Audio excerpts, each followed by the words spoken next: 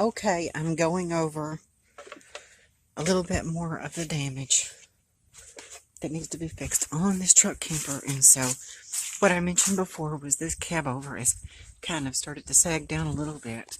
You can see the aluminum is kind of buckled here a little bit. So just if I raise it up, I think it'll make it straighter. And so, and the graphics have to be redone eventually. But right now I'm not worried about it. All of these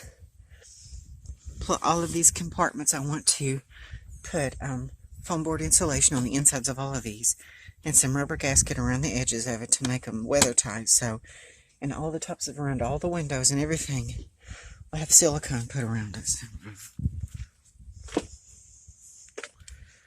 I'm going in. These doors have to be put some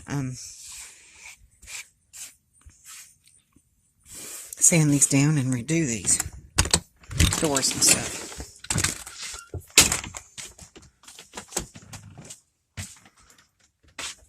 Okay, what I wanted to show, I've been in here listening to my radio.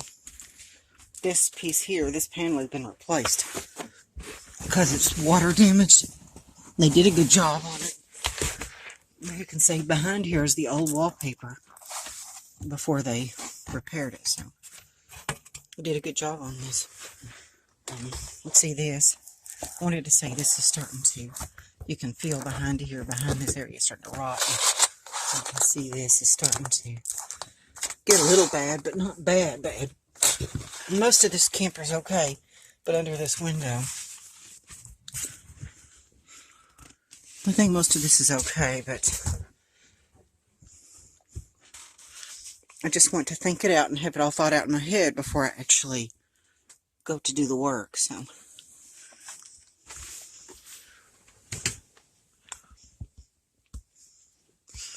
and it was already, I laid in the cab over and they kind of broke some wood in there, but it was already rotten anyway, so it's going to have to be completely redone anyway.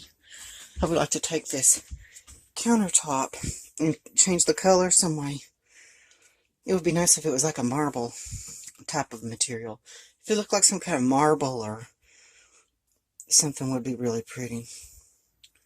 Anyway, I'm going to get rid of all this wallpaper and paint all of these wallpapers areas. Some nice color. Okay. And this wallpaper is coming down anyways. Okay, so I guess that's it for right now. Okay, also I wanted to notate that how dirty this thing was, and this extra seal right here, the silicone, I have to get rid of it. And how dirty this camper is, and so it's really going to have to be cleaned well. And one of these days, today maybe even, I can go over it and really clean it. Get all this dirt and stuff off of here, because it's really nasty and dirty. It probably hasn't been cleaned for a really, really long time.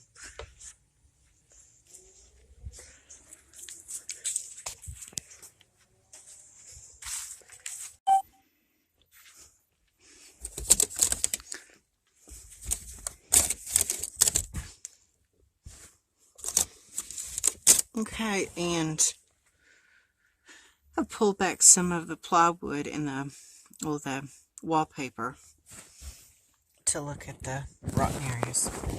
I'm not going to do anything to this thing right now. I'm just getting an idea of what I'm in for.